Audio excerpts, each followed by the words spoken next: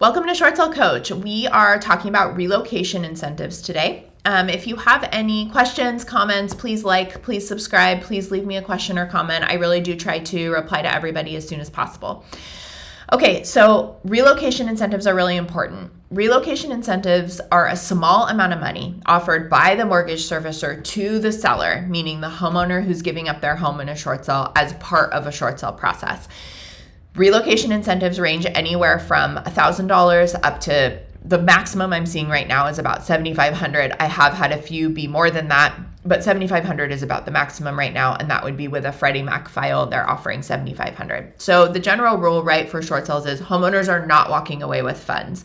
Their home is underwater, and they're receiving permission from the lender to sell the home for less than is owed on the mortgage. So this is not an equity sale. The home's underwater. They do not walk away with funds. However, some investors will offer a small relocation incentive paid to the seller on the settlement statement at closing to kind of help with relocation or moving expenses.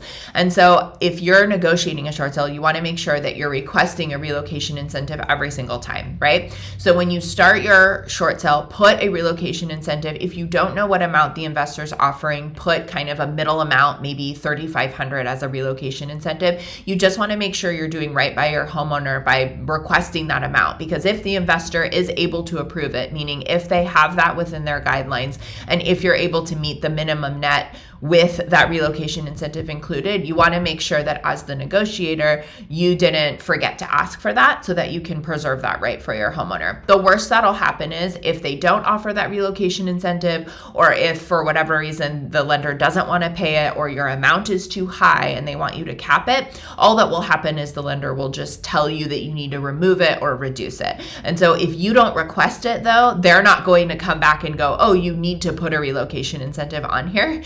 Typically, lenders want to absorb as much money as possible, right? So you can't rely on the mortgage lender to say, whoops, you forgot to ask for relocation incentives for your client. So be a good negotiator and ask for a relocation incentive just to make sure if there is an ability for the homeowner to get approved, that it gets preserved.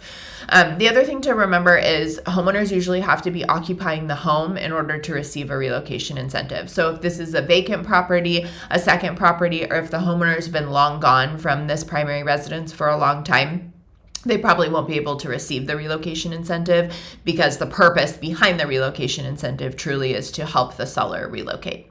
Good luck.